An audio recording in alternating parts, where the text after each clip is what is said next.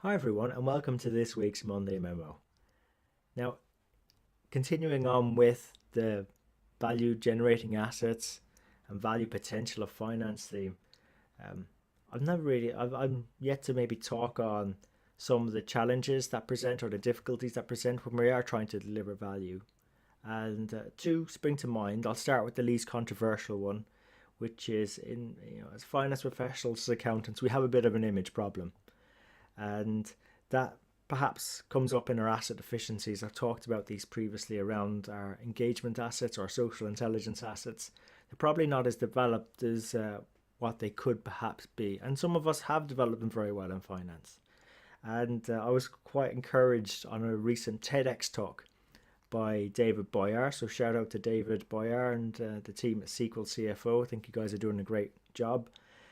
David talked about a barbecue and people getting together at a barbecue, and he shares some statistics.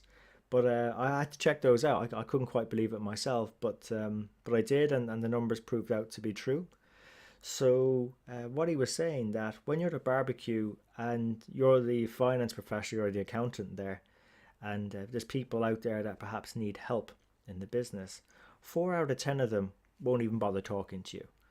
Um, the two and a half of the people there might actually go and talk to their, I suppose, their colleagues, their work colleagues about their business challenge.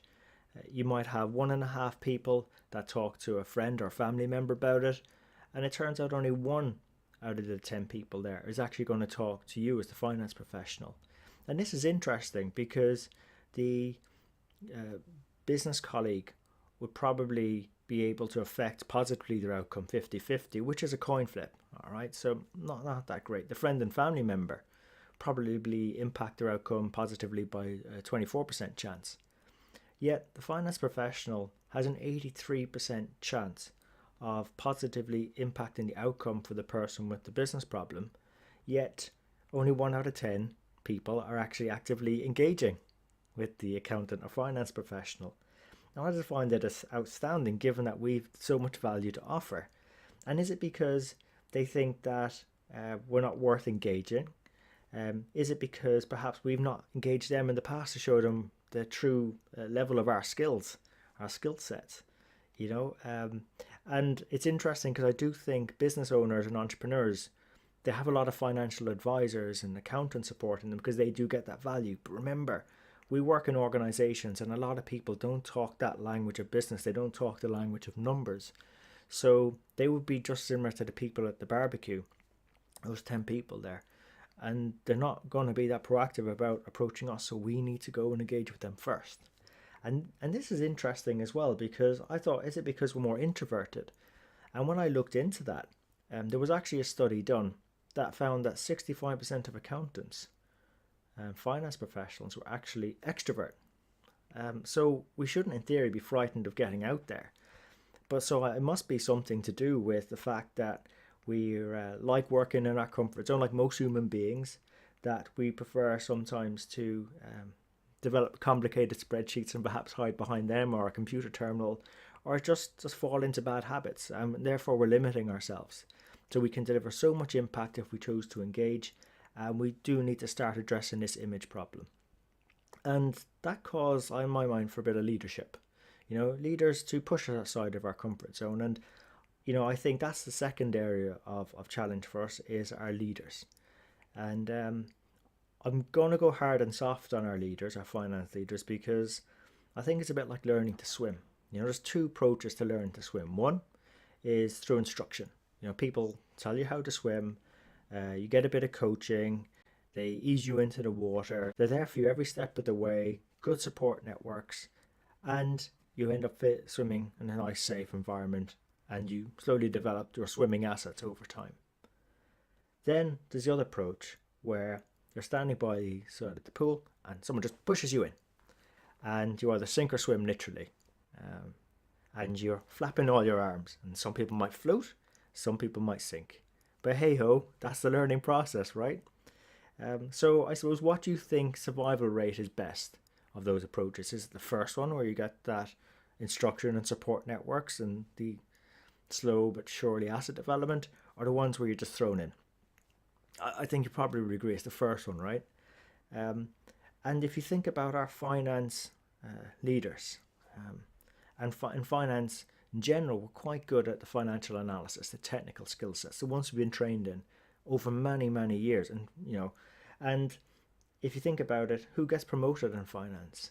Um, Generally, it's the people that have always delivered the best insights, the ones that have created value most from their insights. So yes, they tend to be the ones who are technically the most proficient. I know I was when I got promoted, but the thing was, you know, I think like a lot of other people, we get promoted and we weren't actually taught how to swim, how to be a good leader, how to address asset deficiencies in our teams to help make them stronger so that the income, the extra value could flow from having better assets and so on. So when I hear the statistic that 95% of leaders believe that they've got skills gaps in their organization, I turned it around and I said, I think organizations, or 95% of them, have leaders who's got a skills gap in improving the asset deficiencies in their teams because they've not been taught how to swim properly or not taught how to do this properly. And I firmly believe if we start addressing, nurturing and enhancing our assets in finance that we already have, I think our image, that first point, will start to change from accountant and finance professional, person to avoid at barbecues, to actually being a financial mentor, someone who is happy to step into the unknown outside of their comfort zones with business leaders and other people in business who wants to get to know their vulnerabilities, the things that they want, their aspirations, help solve the gaps between those and what it is they currently have, so that they in effect help them make better decisions over time, produce better numbers over time, and get involved then in the more meaningful problems that organizations are facing, allowing on the one hand our organizations to be more effective and deliver those better numbers, but also to have more fun and rewarding careers in finance and accounting, because fundamentally business is about people. Yes, the numbers are the result of it and they're important, but ultimately it's about connecting with people and making progress together. So look, I hope you enjoyed this episode, and please don't be so hard on your leaders. It's easy to, but some of them, they were just simply just pushed into the swimming pool, and that's probably why they're just flapping around. And I was one of those once, and there is a way through, and it is through having that support network there and being there for them and showing them the ways and how to address their asset deficiencies. So look, hope you found this episode useful. If you did, please let your friends and your colleagues know about it. We're on all the major platforms: iTunes, Stitcher, SoundCloud and YouTube. And we really appreciate you investing your time with us today. So look, until next time, take care of yourselves and let's keep on building our strength in the numbers.